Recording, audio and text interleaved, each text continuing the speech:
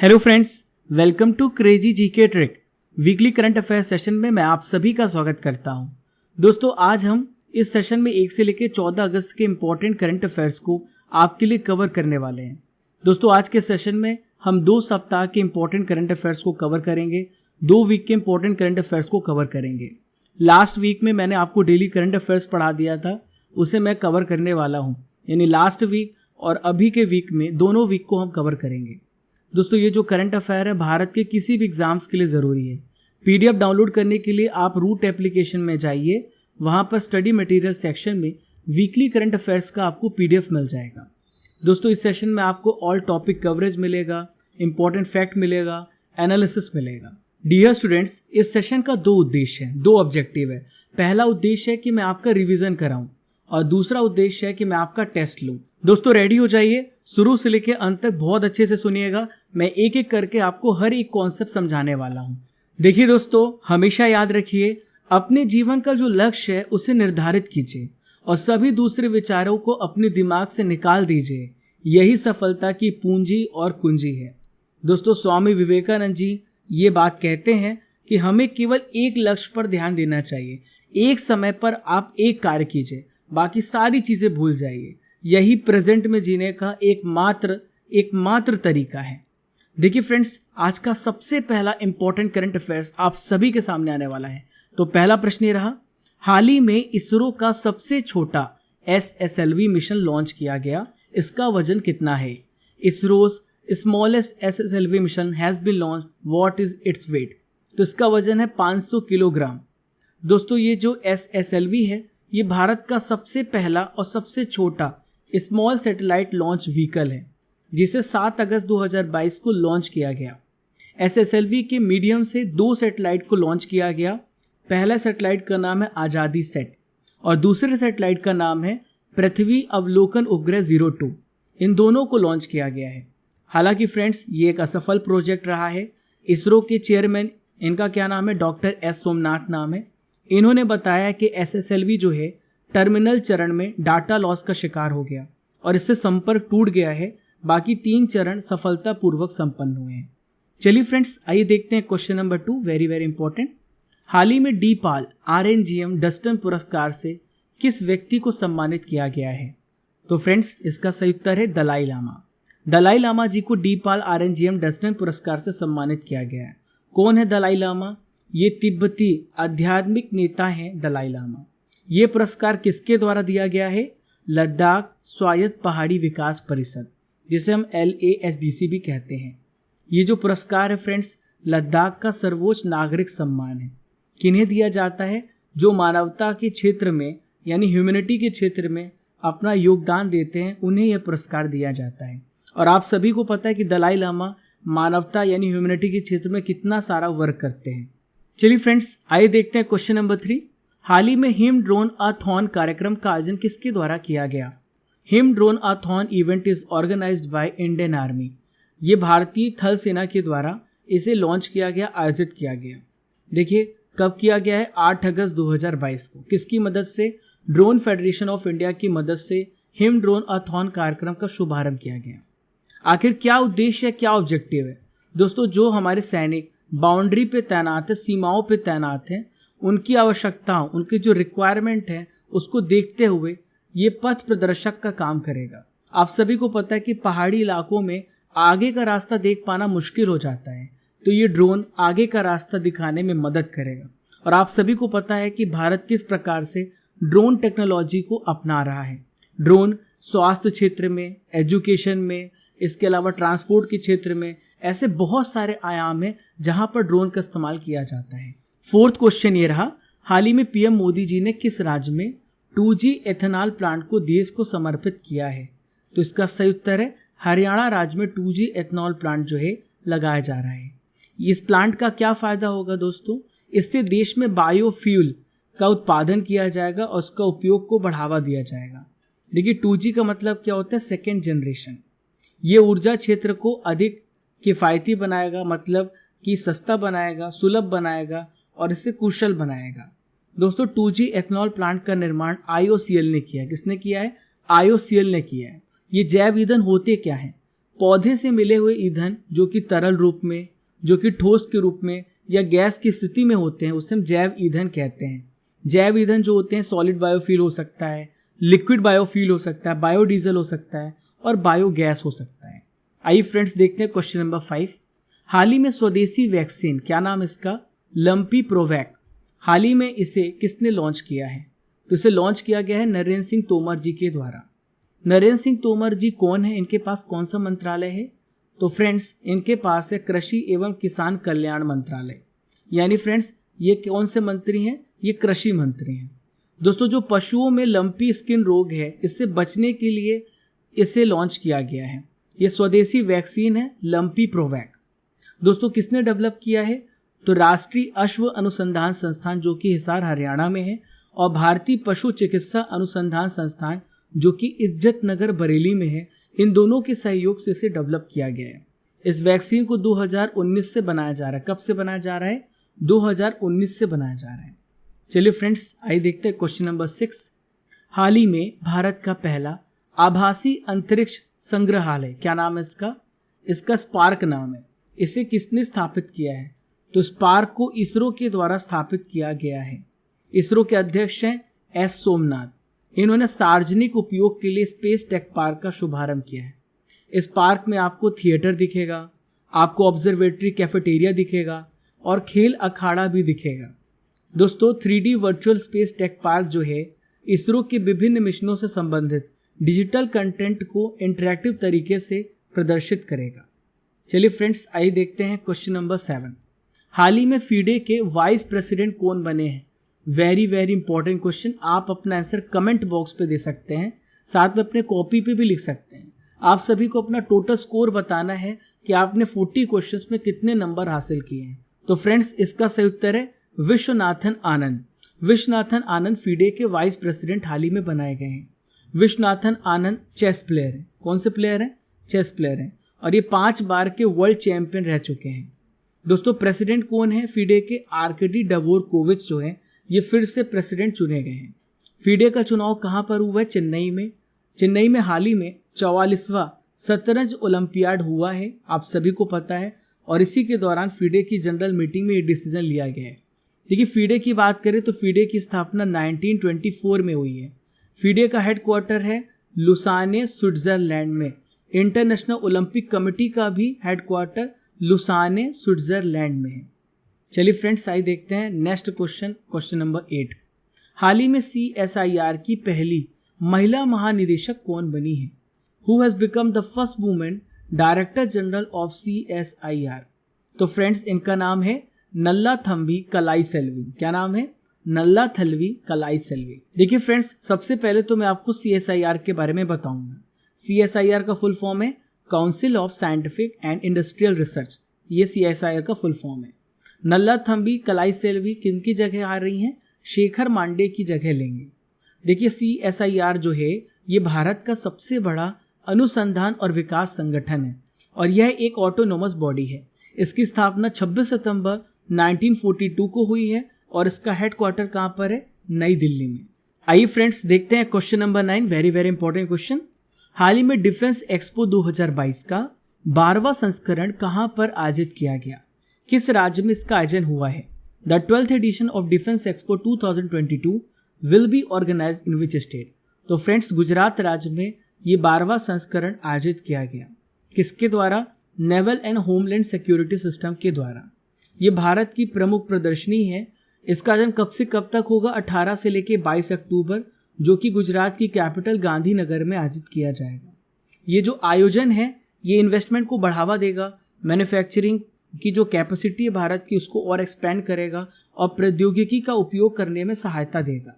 देखिए फ्रेंड्स ये जो डिफेंस एक्सपो है 2022 का, ये रक्षा क्षेत्र में आत्मनिर्भरता के लिए किया जा रहा है, ताकि भारत जो है इन सभी डिफेंस के जो इक्विपमेंट हैं वो दूसरे देशों को वो क्या करे? सप्लाई करे, बेचे, और भारत की अर्थव्यवस्था और भी बून हो, भारत एक अलग देश के रूप में आए।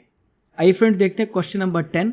हाल ही में AIFF ये फुटबॉलर्स ऑफ द ईयर का हाल ही में घोषणा किया गया, तो फुटबॉलर ऑफ द ईयर किसे चुना गया है? तो दोस्तों इनका नाम है सुनील छेत्री। क्या नाम है? सुनील छेत्री। सुनील छेत्री आप सभी को पता है कौन है? नहीं पता तो मैं आपको बताता हूँ। तो राष्ट्रीय फुटबॉल टीम के कप्तान हैं सुनील छेत्री। ये 7वीं बार पुरुष फुटबॉलर ऑफ द ईयर चुने गए हैं। वहीं पे फ्रेंड्स बात करेंगे मनीषा कल्याण की। ये महिला कैटेगरी में पहली बार फुटबॉलर ऑफ द ईयर चुनी गई हैं। देखिए 11th क्वेश्चन, हाल ही में एक नया जूनोटिक वायरस देखा गया है, इसका नाम है लेंगिया। लेंगिया ने 35 लोगों को किस देश में संक्रमित किया है? A new zoonotic virus Langya has infected 35 people in which country? तो लेंगिया वायरस ने चाइना में इन्फेक्ट किया है 35 लोगों को। दोस्तों जूनोटिक वायरस होते क्या हैं? तो दोस्तों इसका मतलब होता है ऐसे वायरस जो जानवरों से मनुष्यों में फैलते हैं, उन्हें हम जूनोटिक वायरस कहते हैं। चीन में जो लेंगिया हेनिपा वायरस है, इसे हम LAYB भी कहते हैं। दोस्तों एक नया प्रकार का हेनिपा वायरस का हाल ही में पता चला है। ये जानवरों और मनुष्यों दोनों को संक्रमित करता है। हालांकि फ्रेंड्स अभी तक की बात करें तो मनुष्यों के लिए ये वायरस जो है, इसके खिलाफ कोई भी टीका उपलब्ध नहीं है। देखिए फ्रेंड्स मैं आपको बता दूं, इसमें बुखार, खांसी, थकान या जी मचलना इसके प्रमुख लक्षण हैं और आपकी लीवर और किडनी को ये प्रभावित करता है। आइए फ्रेंड्स देखते हैं क्वेश्चन नंबर 12। हाल ही में नवंबर 2022 में कर्नाटक रत्न पुरस्कार से किस व्यक्ति को सम्मानित किया जाएगा?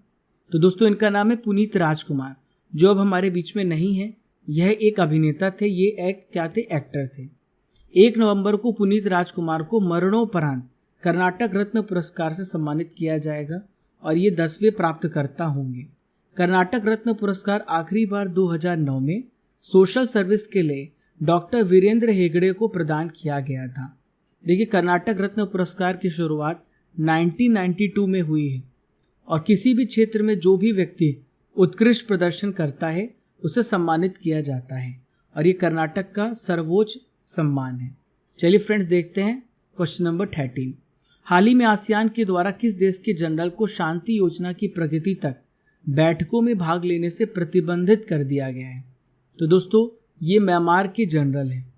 दोस्तों आसियान देशों के विदेश मंत्रियों ने म्यांमार के शासक जनरल को शांति योजना पर प्रगति होने तक किसी भी मीटिंग में भाग लेने से मना किया है। देखिए म्यांमार सेना प्रमुख और तख्ता पलट नेता है, इनका क्या नाम है? मीन आंग हलिंग। दोस्तों इन्होंने क्या किया था? म्यांमार में तख्ता पलट किया था और म्यांमार की जो चांसलर है आंग सान सूची, उनको गिरफ्तार कर लिया था। इनके द्वारा म्यांमार में फरवरी 2021 में सैन्य तख्ता पलट किया गया है। देखिए यहाँ पे बात आ रही आसियान की, तो आसियान में टोटल कितनी कंट्रीज हैं? ध्यान से सुनिएगा, आसियान में टोटल 10 कंट्रीज हैं। कितनी कंट्रीज हैं? 10। इसकी स्थापना 1967 में हुई है 8 अगस्त को। इसका हेडक्वार्टर कहाँ पर है? आसियान का वेरी इंपॉर्टेंट, इंडोनेशिया में, जकार्ता इंडोनेशिया में इसका क्या है? मुख्यालय है। चलिए फ्रेंड्स आइए देखते हैं 14 क्वेश्चन। तो देखिए फ्रेंड्स क्वेश्चन नंबर 15 आप सभी के सामने आने वाला है। तो देखिए बहुत इंपॉर्टेंट क्वेश्चन है। हाल ही में कॉमनवेल्थ गेम्स 2022 में सबसे अधिक मेडल जीतने वाला कौन सा देश बना है? Which country has won the maximum number of medals in the Commonwealth games 2022? तो इसका सही उत्तर है ऑस्ट्रेलिया। ऑस्ट्रेलिया पहले नंबर पर रहा है। वहीं पे भारत की पोजीशन की बात करें तो भारत 4th प्लेस पर रहा है। 22वां कॉमनवेल्थ गेम्स का आयोजन कहाँ पर हुआ है? इंग्लैंड में। इंग्लैंड के किस शहर में? बर्मिंघम शहर में 28 जुलाई से 8 अगस्त तक ये चला। इसमें 72 देश शामिल हुए और 20 खेलों में प्रतियोगिताओं का आयोजन किया गया।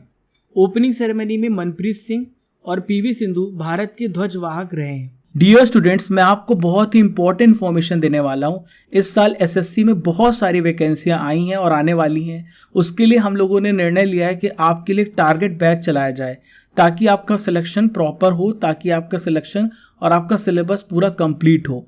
इसके लिए हम 15 अगस्त 2022 से अपनी लाइव क्लासेस स्टार्ट कर रहे हैं। हमारी एक्सपर्ट फैकल्टीज आपको पढ़ाएंगी। देखिए फ्रेंड्स, साइंस और GS का पोर्शन मैं लूँगा, निशित सर मैथ्स पोर्शन लेंगे। यहाँ पर बहुत सारे टीचर्स आपको क्या देखने को मिलेंगे? यहाँ पर आपको पढ़ाते देखने को मिलेंगे जो आपके पूरे सिलेबस को कवर करेंगे। डाउनलोड कीजिए रूट एप्लीकेशन। हाल ही में भारत और किस देश के बीच में संयुक्त अभ्यास, नाम है वज्र प्रहार। वज्र प्रहार 2022 भारत और किस देश के बीच में हुआ है? तो भारत और अमेरिका के बीच में हुआ है वज्र प्रहार। देखिए कौन सा एडिशन था? 13th एडिशन था, जो कि 8 अगस्त 2022 से शुरू हुआ हिमाचल प्रदेश के बकलो में। कहाँ पर? स्पेशल फोर्सेस ट्रेनिंग स्कूल में शुरू किया गया। यह अभ्यास 21 दिन तक चलेगा और दोनों देशों की सेनाएं संयुक्त रूप से पहाड़ी इलाकों में आतंकवादी रोधी अभियान, वायु आधारित अभियानों को मिल करके करेंगी। चलिए फ्रेंड्स, आइए देखते हैं 17th क्वेश्चन। नेथन्ना बीमा योजना, इसे किस राज्य में शुरू किया गया? इन विच स्टेट नेथन्ना बीमा योजना हैज बीन लॉन्च्ड। तो नेथन्ना बीमा योजना की शुरुआत तेलंगाना राज्य में की गई। कब की गई? 7 अगस्त को। 7 अगस्त को मनाया जाता है राष्ट्रीय हथकरघा दिवस। किसके लिए की गई है? तो तेलंगाना में बुनकरों के लिए की गई है और इसकी शुरुआत तेलंगाना के सीएम के चंद्रशेखर राव जी ने की है। यह देश में बुनकरों के लिए अपनी तरह की पहली अनूठी योजना है। इस योजना से जो लाभान्वित होंगे 80,000 बुनकर को फायदा मिलेगा। जो पात्र लाभार्थी होंगे, यदि उनकी दुर्भाग्यपूर्ण मृत्यु हो जाती है तो बुनकरों के परिवारों को 5 लाख रुपए का बीमा कवर मिलेगा। हाल ही में पहली अंडर 16 खेलो इंडिया महिला हॉकी लीग जो कि 16 अगस्त से शुरू होने वाली है, कहां पर? तो 16 अगस्त से पहली अंडर 16 महिला खेलो इंडिया लीग जो है, हॉकी लीग है, न्यू दिल्ली में शुरू होगी। 23 अगस्त तक चलेगी। कहां पर? नई दिल्ली की मेजर ध्यानचंद स्टेडियम में इसका आयोजन किया जाएगा। देखिए फ्रेंड्स, पूरे देश से इसमें 16 टीमें भाग ले रही हैं। लीग के पहले फेज में 56 मैच खेले जाएंगे और 300 से अधिक खिलाड़ी इसमें भाग ले रहे हैं। प्रतियोगिता की 3 चरणों के लिए साई जो है 53.72 लाख रुपीस आवंटित कर रहा है। भारत का कॉफी निर्यात यानी कॉफी जो एक्सपोर्ट है 2021-22 में कितना बढ़ गया है, कितना हो गया है? 1.04 बिलियन यूएस डॉलर हो गया है। ये पहली बार है फ्रेंड्स जब भारत का जो कॉफी एक्सपोर्ट है ये 1.04 अरब डॉलर के आंकड़े को छू लिया है। 2021-22 में भारत का जो कॉफी एक्सपोर्ट मूल्य था ये था 734.98 मिलियन अमेरिकी डॉलर। कॉफी शिपमेंट में 42% की इंक्रीमेंट हुई है। दोस्तों, भारत हर साल उत्पादित होने वाली कॉफी का लगभग 2/3 एक्सपोर्ट करता है। देखिए, सबसे पहले नंबर पर कौन सा राज्य है कॉफी के उत्पादन में? तो ये है कर्नाटक राज्य। दूसरे नंबर पर है केरल राज्य और तीसरे नंबर पर है तमिलनाडु। इन तीनों राज्यों को आप याद रखिएगा।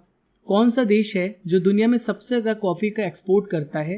तो इस देश का नाम है ब्राज़ील। क्या नाम है? ब्राज़ील। हाल ही में बैडमिंटन खिलाड़ी, क्या नाम है इनका? पीवी सिंधु नाम है। इन्होंने कॉमनवेल्थ गेम्स 2022 में भारत को कौन सा मेडल दिलाया है? तो पीवी सिंधु जी ने वेरी इंपॉर्टेंट भारत को गोल्ड मेडल दिलाया है। बैडमिंटन स्टार खिलाड़ी पीवी सिंधु जी, इन्होंने वीमेन सिंगल्स में भारत को गोल्ड मेडल।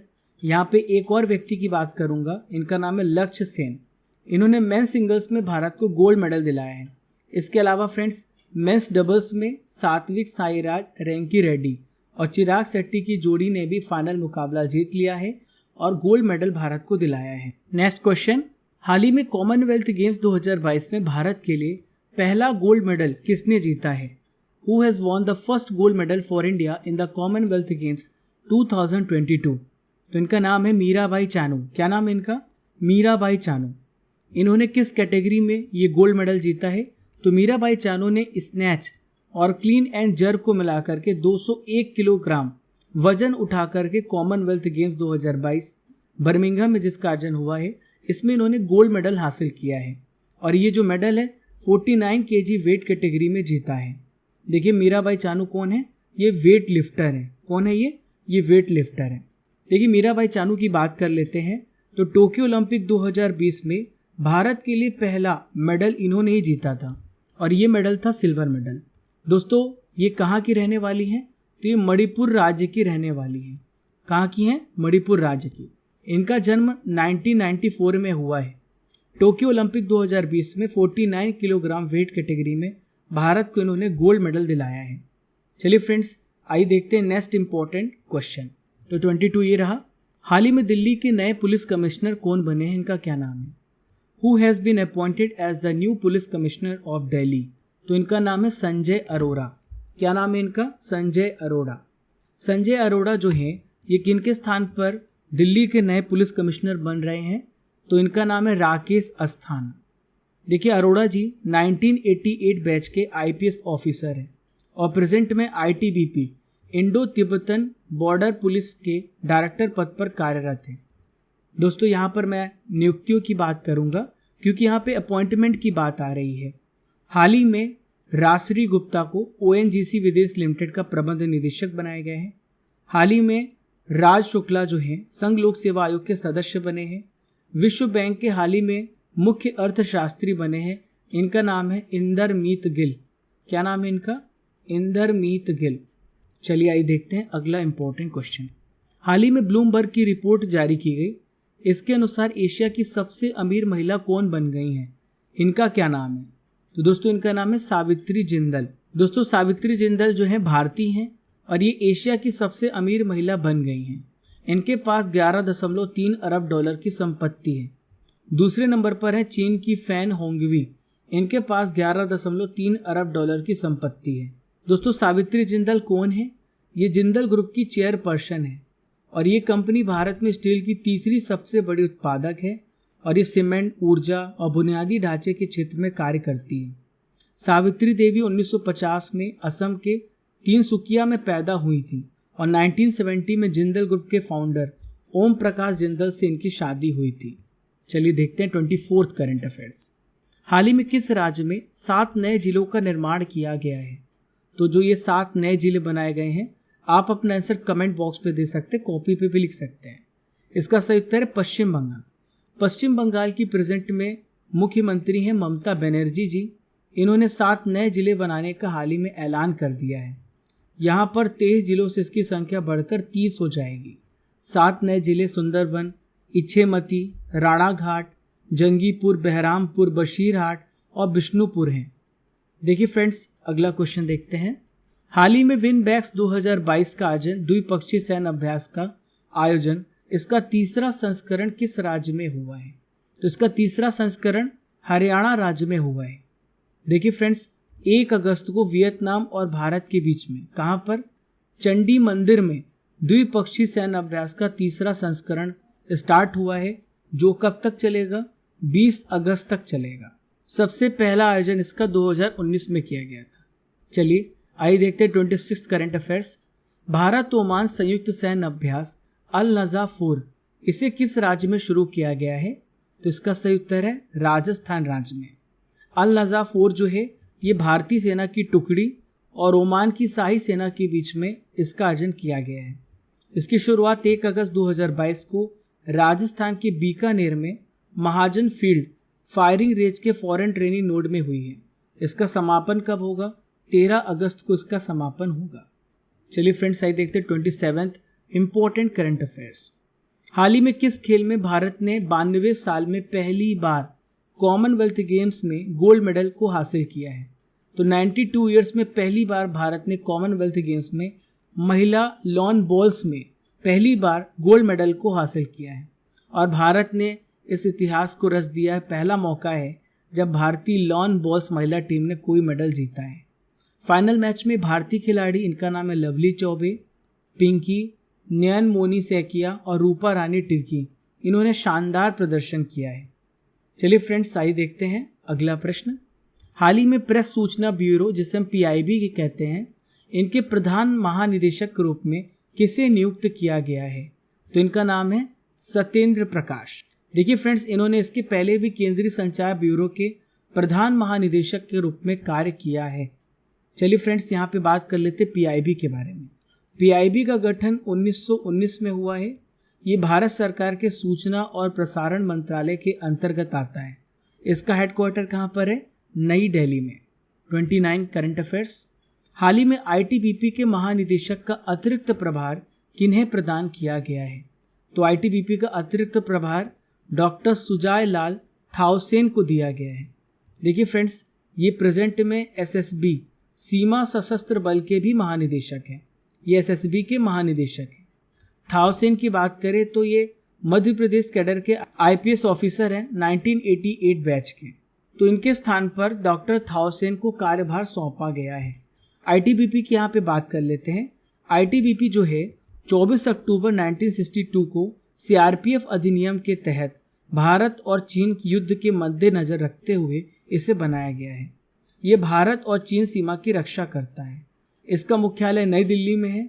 ये छत्तीसगढ़ में नक्सल विरोधी अभियानों सहित विभिन्न आंतरिक सुरक्षा के लिए भी कार्य करता है।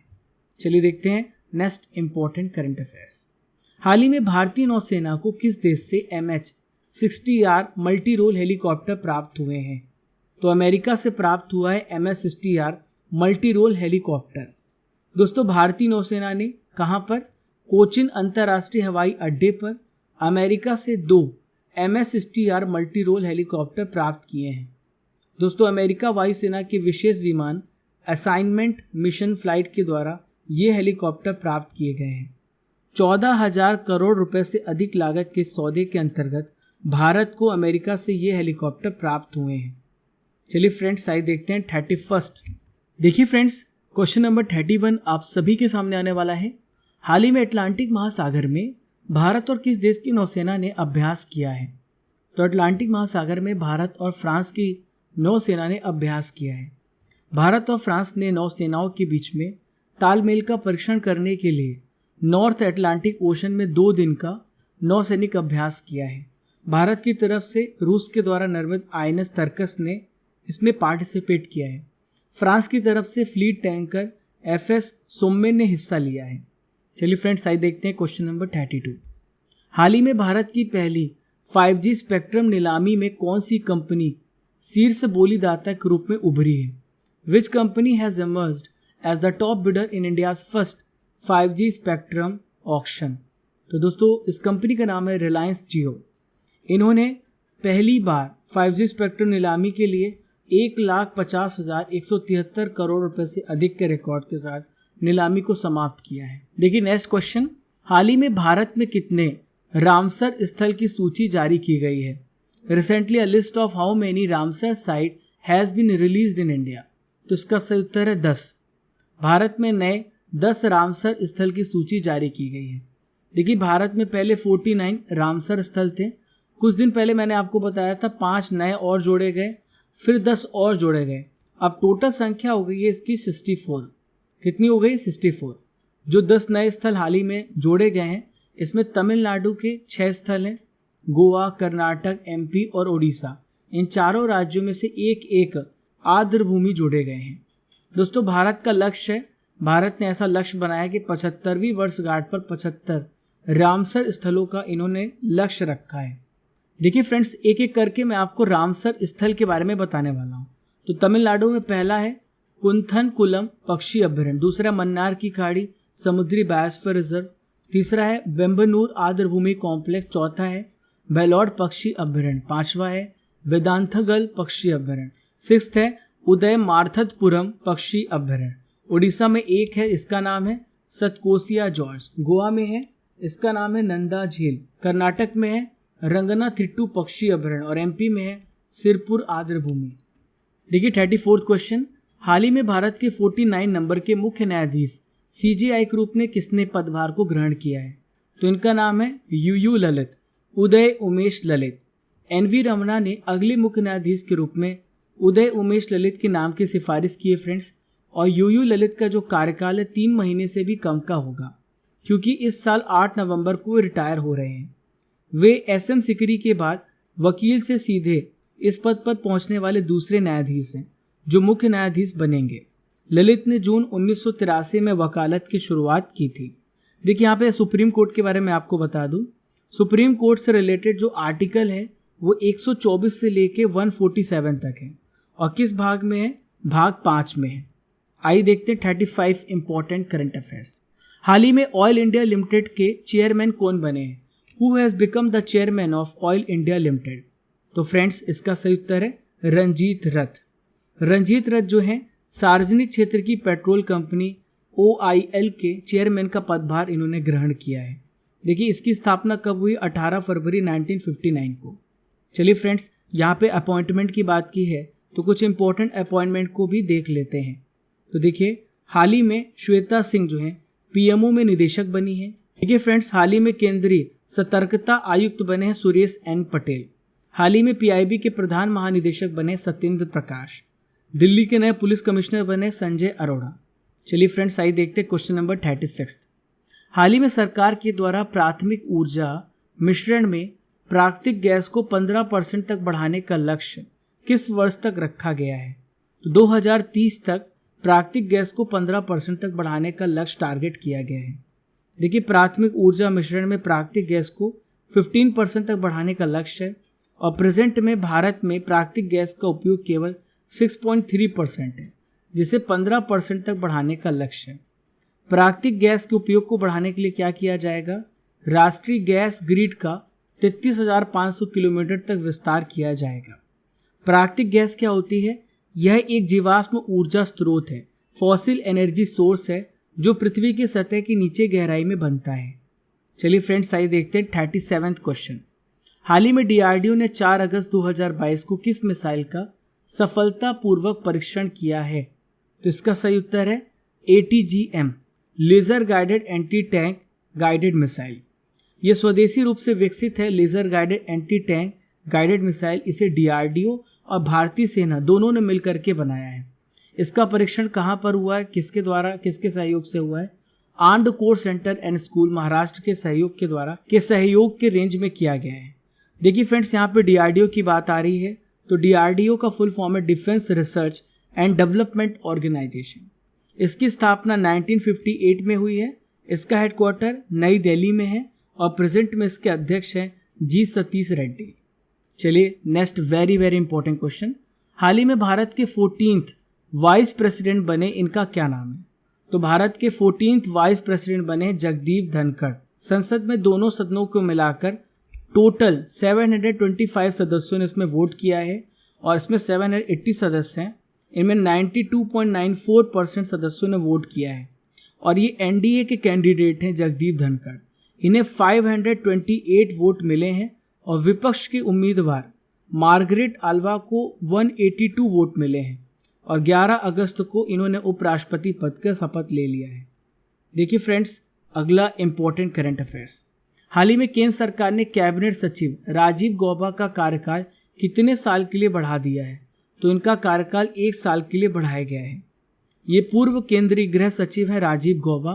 2019 में 2 साल के लिए ये कैबिनेट सचिव नियुक्त किए गए थे। इसके बाद अगस्त 2021 में इनका 1 साल का सेवा विस्तार किया गया और फिर से 5 जुलाई 2022 को 1 साल के लिए सेवा का विस्तार कर दिया है। देखिए भारत सरकार के प्रमुख सचिव के बारे में मैं आपको बता देता हूँ।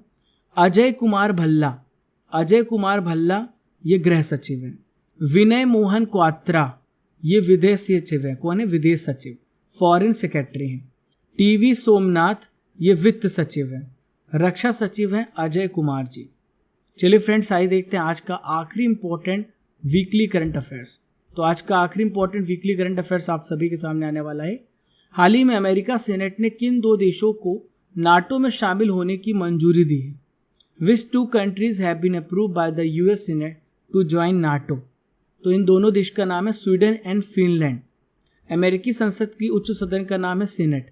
इन्होंने स्वीडन और फिनलैंड को नाटो में शामिल करने की मंजूरी प्रदान की है।